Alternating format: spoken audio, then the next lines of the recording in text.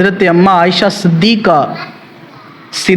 بنت صدیقہ رضی اللہ تعالیٰ عنہ آپ بیان فرماتی ہیں، آپ فرماتی ہیں کہ ایک روز سرکار عالم صلی اللہ علیہ وسلم گھر ہی میں تشریف فرما تھے، تو نبی پاک صلی اللہ علیہ وسلم بیٹھے ہوئے تھے، تو حضور صلی اللہ علیہ وسلم کا تہبند مبارک پنڈلیوں سے تھوڑا اوپر تھا، تھوڑی ٹانگیں نبی پاک صلی اللہ علیہ وسلم کی تہبند سے خالی تھی۔ فرماتی ہیں کہ میں بھی حضور صلی اللہ علیہ وسلم کے پاس تھی کہ تھوڑی دیر بعد دروازے پر دستک ہوئی، پوچھا گیا کون؟ آواز آئی ابو بکر آیا ہے۔ نبی پاک صلی اللہ علیہ وسلم نے اجازت عطا فرمائی، بیٹھ گئے۔ حضرت اماں عائشہ فرماتی ہیں حضور صلی اللہ علیہ وسلم اپنی حالت پر موجود تھے، باقی تھے، جس طرح بیٹھے ہوئے تھے حضور ویسے ہی بیٹھے رہے، تغیر اور تبدل نہیں آیا حضور کے بیٹھنے کے انداز میں۔ فرماتی ہیں تھوڑی دیر بعد پھر دروازے پر دستک ہوئی، پوچھا گیا کون؟ آواز آئی عمر بن خطاب آیا ہے۔ اجازت آ گئی، اندر آ گئے، تشریف لے آئے۔ اماں جان فرماتی ہیں حضور اپنی اسی حالت پر موجود ہیں،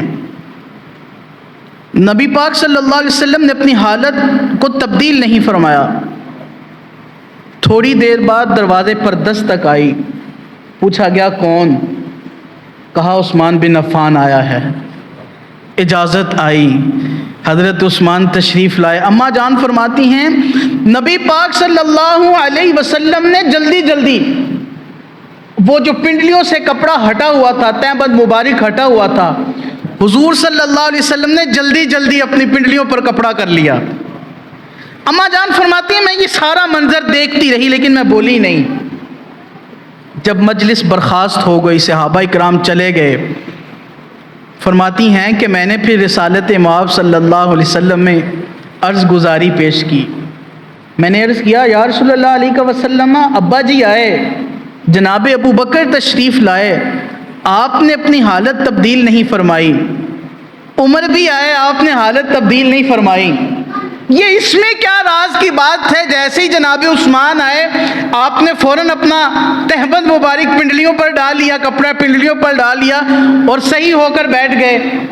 تو اماں جان فرماتی ہیں رسول اللہ صلی اللہ علیہ وسلم فرمانے لگے اے عائشہ میں اس شخص کا حیا نہ کروں جس سے فرشتے بھی حیا کرتے ہیں۔ یہ عظمتیں، یہ شانیں، یہ عزتیں، یہ رفعتیں نبی پاک صلی اللہ علیہ وسلم کی طرف سے محبت کا اتنا عظیم سلسلہ۔